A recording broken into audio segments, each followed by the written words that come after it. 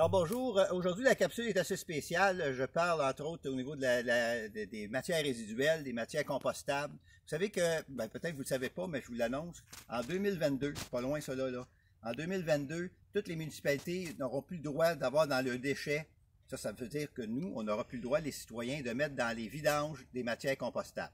On était pris encore avec les viandes, les poissons, les produits laitiers. On pouvait pas mettre ça on peut pas mettre ça dans notre composteur si vous avez un composteur chez vous. Donc, il y a toujours une matière qu'on ne peut pas gérer, puis qui oblige à ce moment-là les municipalités à choisir le bac brun, hein, éventuellement, le bac brun. Donc, un troisième bac, moi, en tout cas, je ne suis pas intéressé d'avoir un troisième bac. Là. Ça prend de la place, puis pour de ça, on va payer des taxes à tous les ans parce qu'une compagnie va venir chercher notre matière. Donc, moi, aujourd'hui, je vous présente une des 7 à 8 façons que j'ai de gérer les matières compostables chez moi.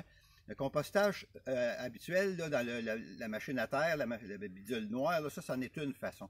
J'en ai plein d'autres. Je vous en propose une aujourd'hui, super intéressante, qui gère justement la partie que vous n'êtes pas capable de gérer. C'est les viandes, les poissons, les produits laitiers, les excréments d'animaux, etc., les carcasses mortes, peu importe. Tout ce qui est animal qui ne va pas dans le composteur habituel peut aller dans ce qu'on appelle le cône vert.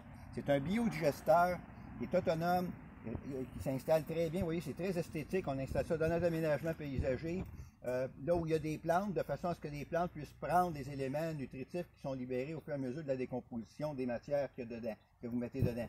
Et vous n'êtes pas obligé de le vider, ça se vide par soi-même. Tu sais, c'est un peu comme les bécosses dans le temps, puis même il y en a encore qui fonctionnent comme ça à leur chalet ou dans les érablières, exemple. Alors, tout se digère par soi-même là-dedans. Et ça vous permet de gérer la partie qui n'était pas gérable et qui fait que là, vous pouvez arriver à 0 déchets organiques dans vos vidanges. C'est ce qu'il faut viser pour ne pas avoir des gaz à effet de serre dans les sites d'enfouissement.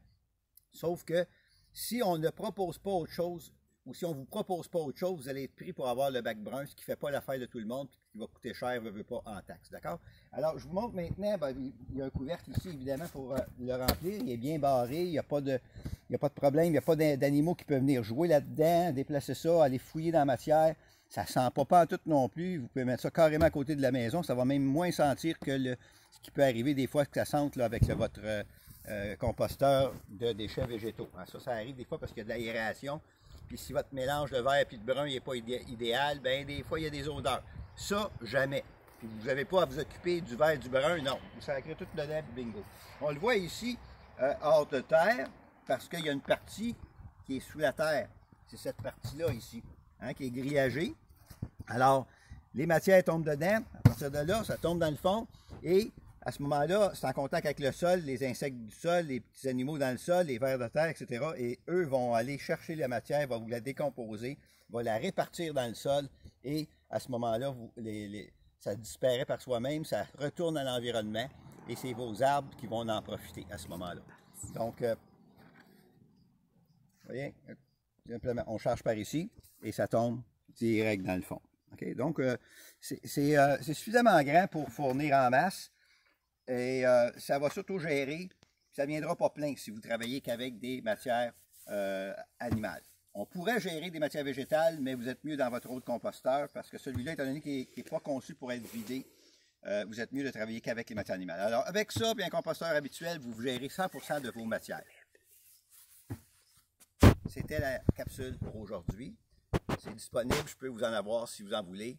Je mettrai d'autres détails si c'est un sujet qui vous intéresse et je vous ferai connaître aussi les autres solutions que j'ai pour gérer les matières compostables chez soi de façon à ce qu'on ne soit pas pris avec un seul service qui va encore nous coûter cher puis qui fait que les matières se promènent et puis qui fait des gaz à effet de serre. Alors ça, c'est vraiment la meilleure façon de gérer les matières compostables. Merci.